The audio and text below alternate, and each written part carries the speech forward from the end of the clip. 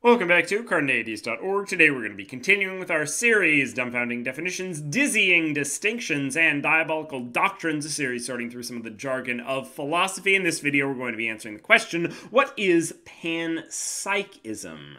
Now, Panpsychism is the broad claim that everything, and I mean everything, has a mind. Or maybe more specifically, has some mental element that's present in everything. There have been a wide range of positions throughout history and even contemporarily which could be considered panpsychic positions, and so we're doing a really broad definition to start us out with, and we're going to piece that into a bunch of different actual positions in a second.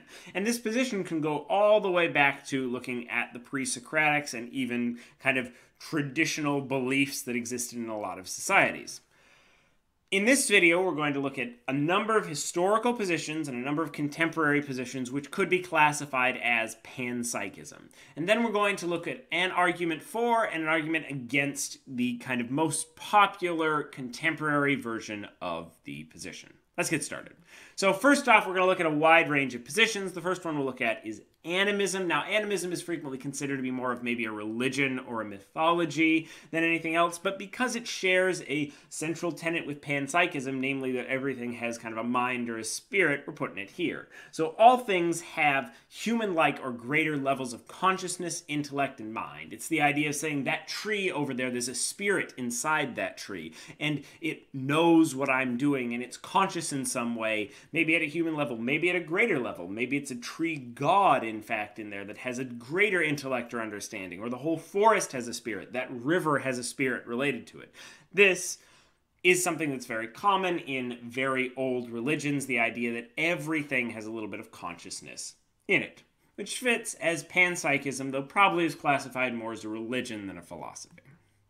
Hylozoism is an archaic position that relies on an old definition of alive that has more to do with spirit than biological components, and basically says that all things are alive. But because it's based on an old definition of alive, it's passed into non-existence effectively. Though interestingly, animism does still exist in many traditional religious beliefs that people still hold to this day. So that's an interesting contrast.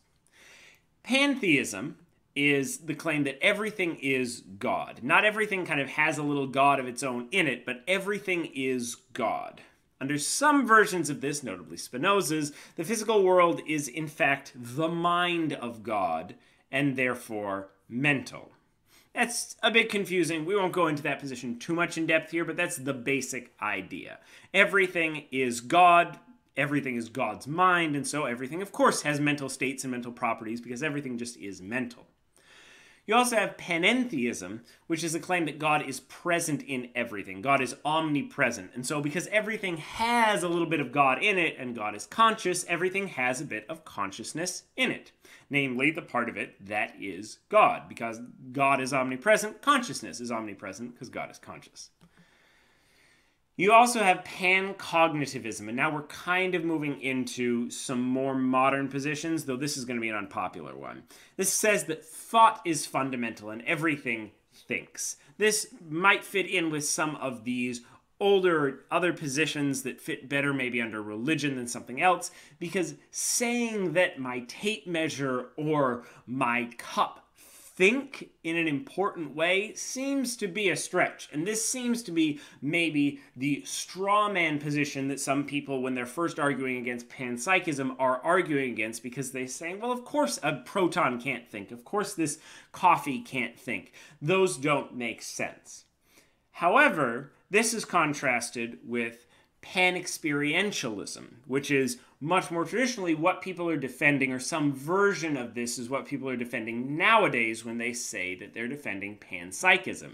And this is saying that consciousness or conscious experience is fundamental in some sense. It is basic. It is properly basic. It can't be broken into other parts, and everything is conscious or has conscious experience.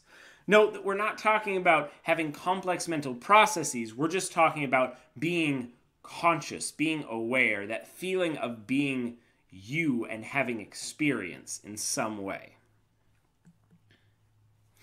Now, this can be contrasted a little bit with Panprotopsychism, which says that everything is fundamentally proto-conscious. Instead of being conscious, everything has the elements which, if combined, would give rise to consciousness. This may be if Panexperientialism is a little too strong for you, if you're like, my stapler, maybe it doesn't have conscious experience, but maybe if it was combined in the right way with a bunch of other things, could create something that had consciousness. It has the possibility for consciousness. Panprotopsychism might be a view for you. Constitutive panpsychism says that human or animal consciousness is not basic, but is grounded in facts about a more fundamental and pervasive type of consciousness present in everything. So this is a type of panexperientialism. This is saying that basically we're trying to use the idea that everything has consciousness in it to explain this mysterious thing which is human consciousness and maybe animal consciousness or even computer consciousness. This weird thing that is consciousness, this conscious experience that we're not quite comfortable, that doesn't quite get explained by science in some important way.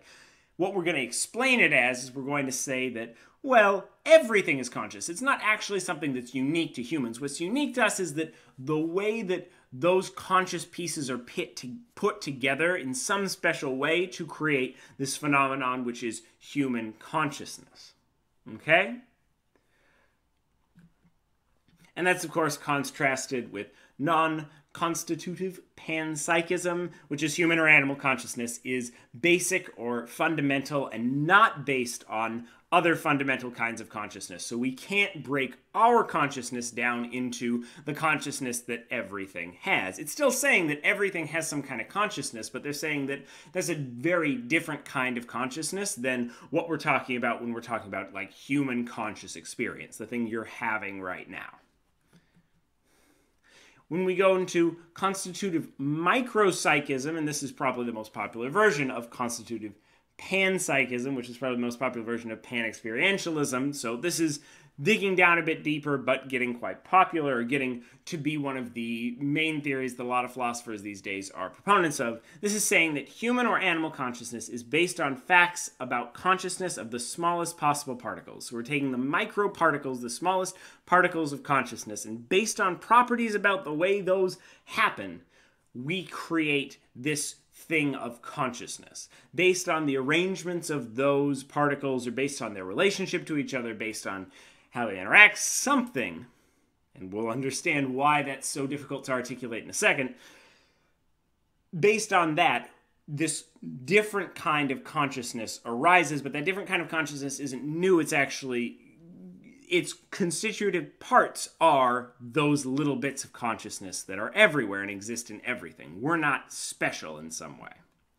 And then you have Constitutive Cosmopsychism, which is going to say that facts about human or animal consciousness are grounded in a universe-wide or cosmic consciousness. This almost goes back to kind of the pantheism idea that everything is a mind. This is saying that instead of our minds being kind of built out of smaller building blocks, our minds, in fact, are the building blocks of a bigger mind and can be understood in terms of that.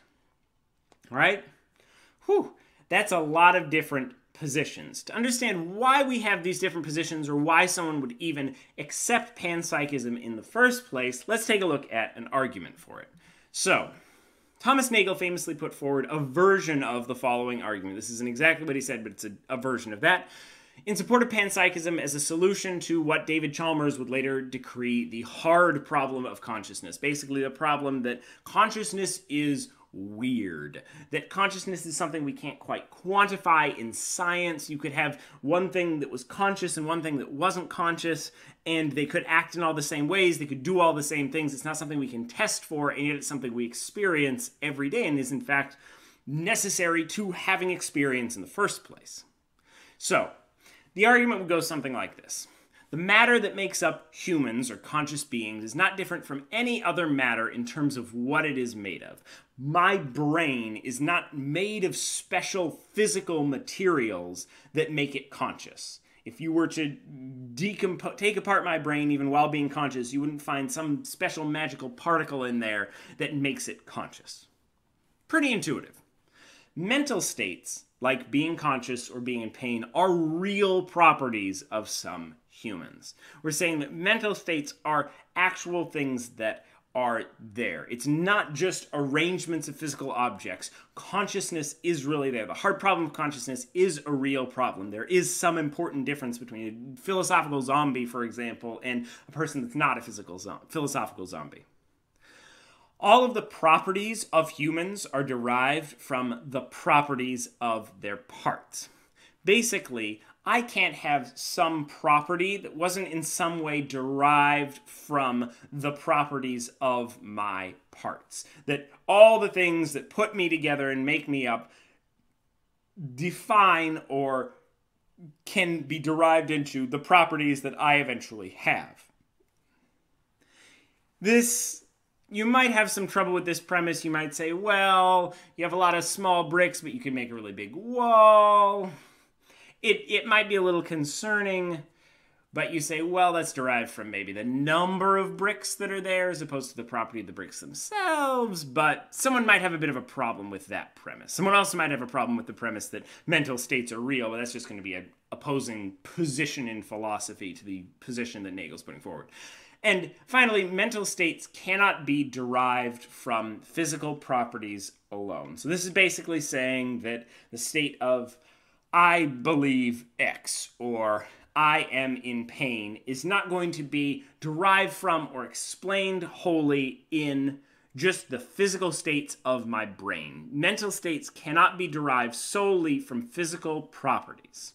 If I could have, basically the philosophical zombie an example, a brain which has all the same physical properties but doesn't have the same mental state. Or at least that the mental state couldn't be derived from physical properties alone.